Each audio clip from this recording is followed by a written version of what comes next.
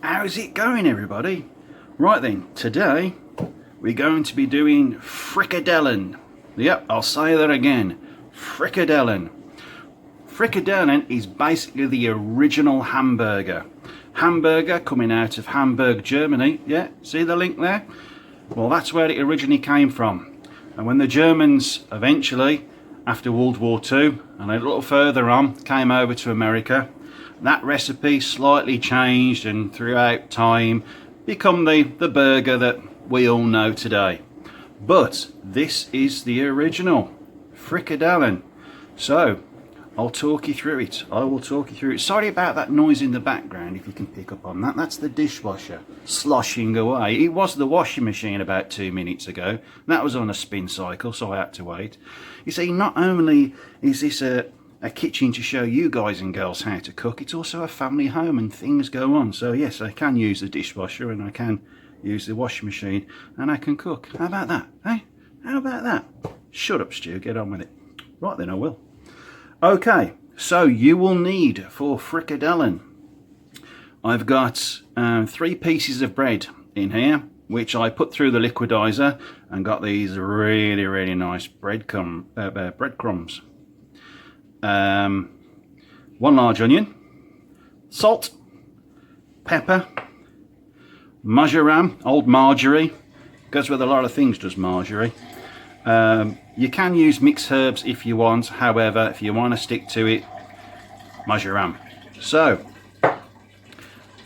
tomato puree, got 500 grams of beef here, paprika, mustard. Now I'm using English mustard here, because I do like that little bite, but you can use whatever mustard you want to, and a couple of eggs and milk. Okay, so the first thing that I can show you here, watch the eggs don't roll off and smash on the floor. Now I'm going to slightly soak these breadcrumbs with milk. You can use water if you want. It doesn't really matter. I dare say if milk wasn't available back in the day, they would use water. So I like the flavour of milk, so that's why I use milk. Now, you don't want to you don't want to really soak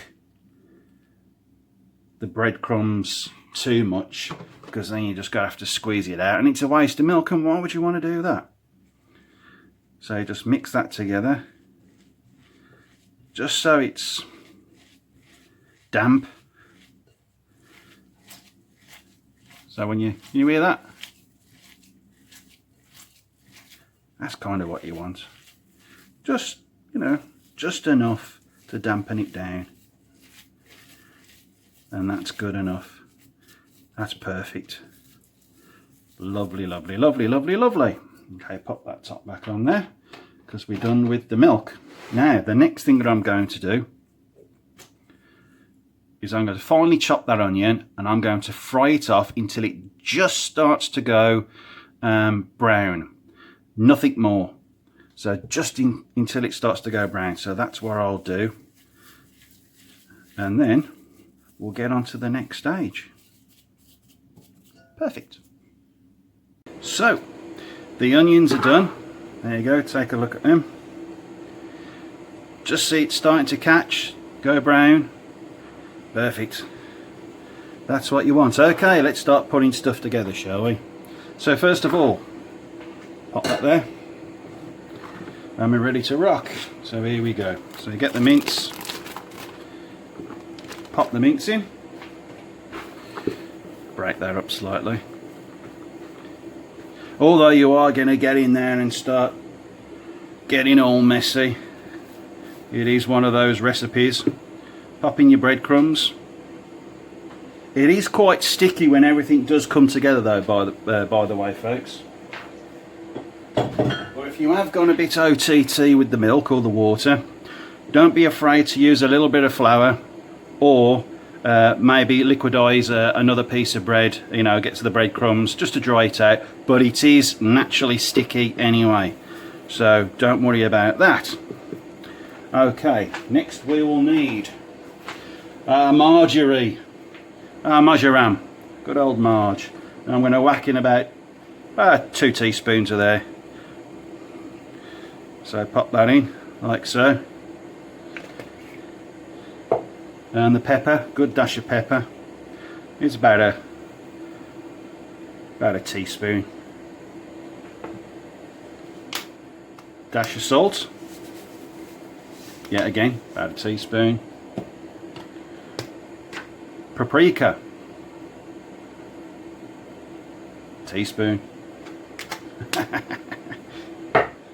And mustard. Now, I have to use a spoon for this. Right then. I do like mustard.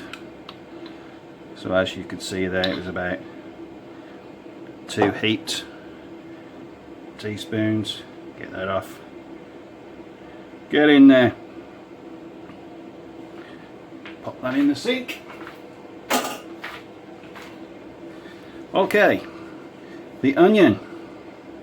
Let's pop the onion in.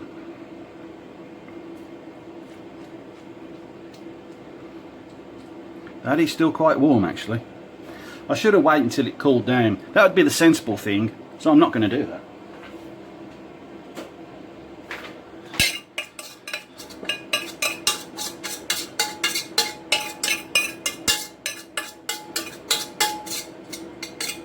There you go.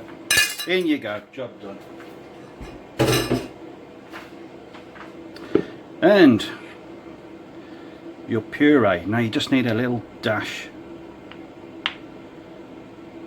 That's probably about a teaspoon as well, actually, to be honest. You don't need a great deal of that. Now some people put garlic in as well. I like it as it is. I mean, there's many different recipes for frikadellen. Not all use garlic. I suppose you could if you wanted to, just a little dash of garlic. However, I like to keep it without the garlic because there's enough flavour in there as well without it. And 1 egg. Now I know I had 2 eggs to start off with. So I'm just going to see how all this comes together, and if I'm going to use 2 eggs, I'll use 2 eggs. If I don't need to, then I won't. Now then, the messy bit. The messy bit. Here we go. Bring that all together.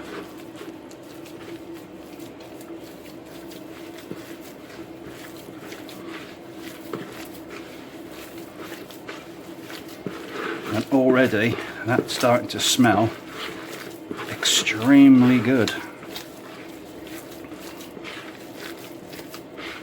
As I said, it is sticky anyway, so don't worry about that.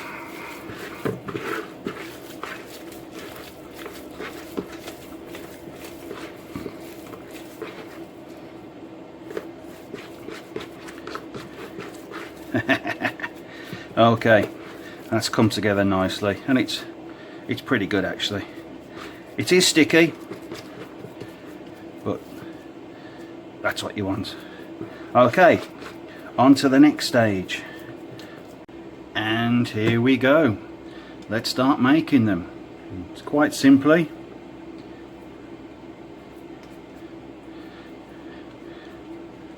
take a golf ball size piece and just make a burger shaped pate, and these can go onto the flameovator, shallow fry, and that's what we're going to do next.